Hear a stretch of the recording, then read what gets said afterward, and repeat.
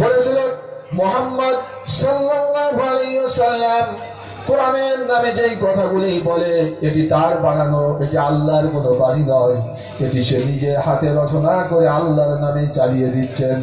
এই অপবাদ বিশ্বনবী মুহাম্মদ রাসূলুল্লাহ সাল্লাল্লাহু আলাইহি ওয়াসাল্লামকে দিয়েছিলেন। মক্কার লোকেরা এই কথা বলেছিলেন। আল্লাহর নবীকে যখন অপবাদ দেওয়া হলো, আল্লাহ রাব্বুল আলামিন সঙ্গে সঙ্গে জবাব দিয়ে দিলেন।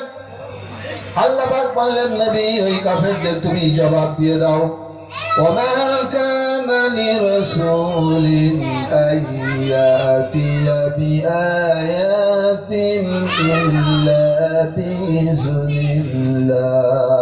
আল্লাহ পাক বলছে যে নবী তোমাকে যারা বলছে যে এই কোরআন মুহাম্মদ নিজে হাতে রচনা করেছে, তাদেরকে তুমি বলে দাও যে এটি কোন রাসূলের সাধ্য ছিল না, এটি কোন রাসূলের আয়াতের মধ্যে নয় যে সে নিজের থেকে এই কোরআন রচনা করবে, এটি কোন রাসূলের সাধ্যের মধ্যে নয়। তারা বলল মুহাম্মদ সাল্লাল্লাহু আলাইহি ওয়াসাল্লাম নিজে এই কোরআন রচনা করে আল্লাহর নামে চালিয়ে দিচ্ছে। আল্লাহ রাব্বুল আলামিন জবাব দিয়ে দিলেন। আল্লাহ পাক বললেন, নবী ওই কাফেরদের তুমি জবাব দিয়ে দাও যারা বলছে কোরআন তুমি নিজে রচনা করে আল্লাহর নামে চালিয়ে দিচ্ছ, ওই কাফেরদেরকে বলে দাও যদি তাই হয় তাহলে তোমরা এই কোরআনের অনুরূপ একটি কোরআন রচনা করে নিয়ে আসো। আল্লাহ রাব্বুল আলামিন জানান, قُلْ لَئِنِ اجْتَمَعَتِ الْإِنسُ وَالْجِنُّ عَلَىٰ أَن يَأْتُوا بِمِثْلِ هَٰذَا الْقُرْآنِ لَا يَأْتُونَ بِمِثْلِهِ وَلَوْ كَانُوا بَعْضُهُمْ لِبَعْضٍ ظَهِيرًا।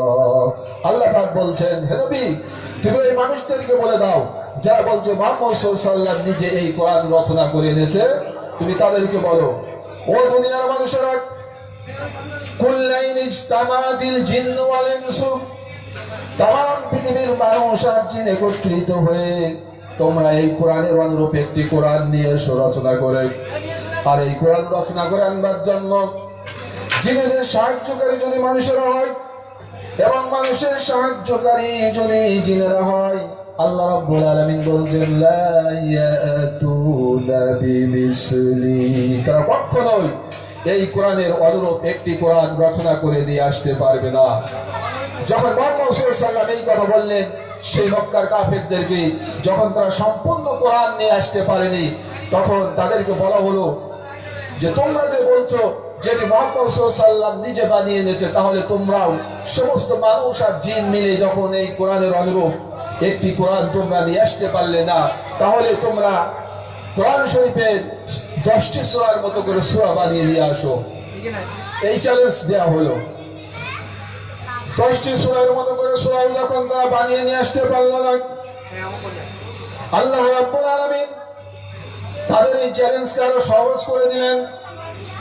আল্লাহ পাক বললেন, যখন তোমরা সম্পূর্ণ কোরআনের মতো করে কোরআন রচনা করে নিয়ে আসতে পারো নাই, কোরআনের 10টি সূরার মতো করে সূরা রচনা করে আনতে পারো নাই, তখন তোমরা কোরআনের সব থেকে একটি ছোট্ট সূরার মতো করে সূরা রচনা করে নিয়ে আসো। এই কথা যখন বলা হলো, তারপরেও তারা রচনা করতে পারল না। আল্লাহ রাব্বুল আলামিন বললেন, নবী ওই কাফেরদেরকে তুমি বলে দাও, ইন কুনতুম ফি রাইবিন মিম্মা নাযালনা আলা আবদিনা ফাতু বিসূরাতিন মিন মিসলিহি وادعوا شهداءكم من دون الله إن كنتم صادقين। আল্লাহ পাক বলছেন, এটাই হচ্ছে কোরআন শরীফের সবথেকে সর্বশেষ চ্যালেঞ্জ। আল্লাহ বললেন যে আমি আমার নবীর উপরে যে গ্রন্থ নাযিল করেছি, এতে যদি মানুষের কোনো সন্দেহ থেকে থাকে যে এটি আল্লাহর নবী নিজে বানিয়ে এনেছে, তাহলে তোমরা এই কোরআনের ছোট্ট একটি সূরার মতো করে সূরা রচনা করে দিয়ে আসো। আর এই রচনা করে নিয়ে আসবার জন্য তোমাদের যত সাহায্যকারী আছে সকলকে তোমরা আহ্বান করো। ছোট্ট একটি সূরা রচনা করবার জন্য।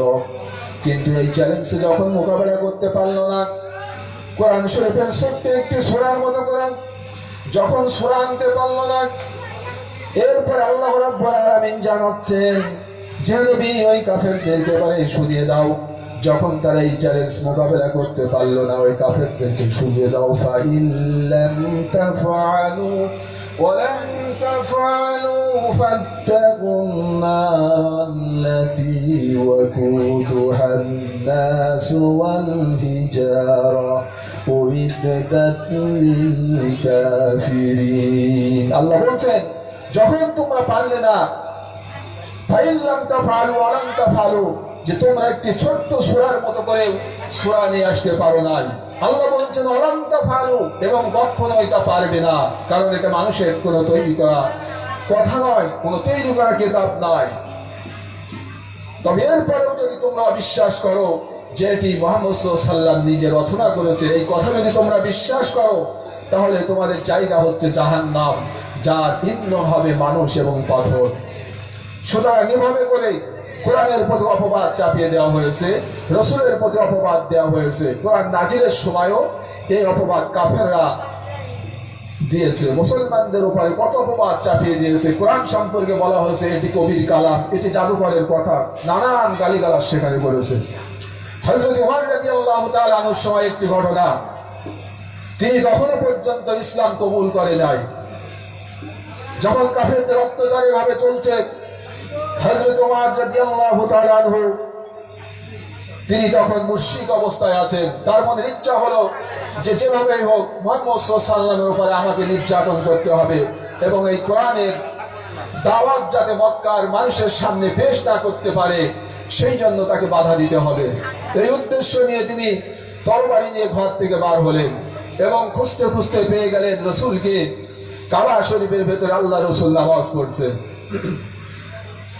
ওমর মনে করলেন যে যেহেতু রাসূল নামাজ পড়ছে, তার নামাজটা শেষ হোক, তারপরে যেভাবেই হোক আমি তার উপর আক্রমণ করব। এই চিন্তা ভাবনা নিয়ে তিনি কাবা শরীফের পাশে দাঁড়িয়ে আছেন, আর আল্লাহর নবী